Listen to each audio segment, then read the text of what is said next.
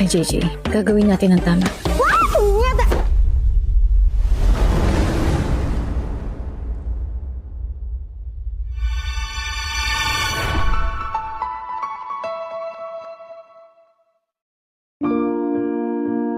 Daming nangyari simula na isuot ko tong uniform na to.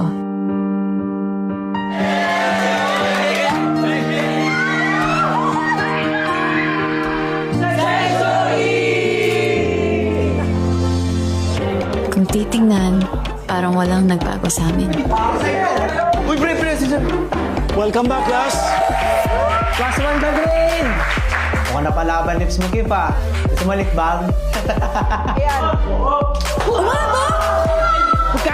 Pagkain! Bilis umila, pag-usapan ang baga na. Ayaw mo na ba kami makasama, Jay? Pagtsatsaga naman namin yung kaasiman mo. Jasper, Jean, Mariano, Watson. Huwag mo na ako nandiin. What's wrong kung nandiyan kita? Ang sikip. Follow your heart. Remember, you're mine. Gago! One profanity, one...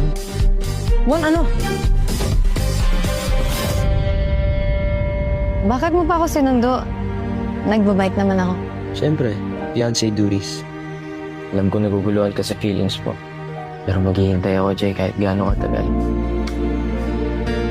Please don't close off your heart. Sana ako pa rin piliin mo sa huli. Masyado ka nakatouch kay JJ, ah. Hirap may in love, no? Nahihirapan ka? Eh, dala-dalawa ngayon nagkakagusto sa'yo. May Yuri ka na, may Kiefer ka pa. If you agreed to be my fiancé, tutuusin ako pa dapat nagtidemand sa'yo, di ba?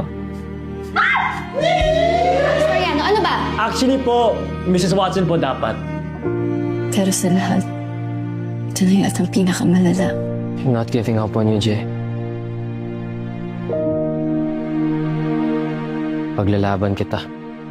Game on.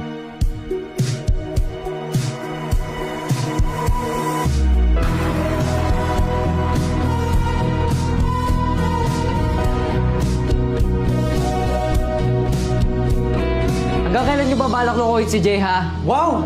Kung makipag-bandi kay JJ, parang walang alam.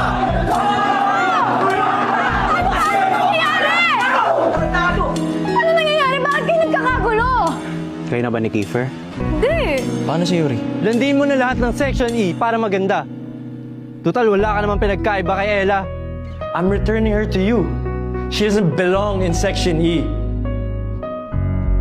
Gusto na naman dito. Ikaw,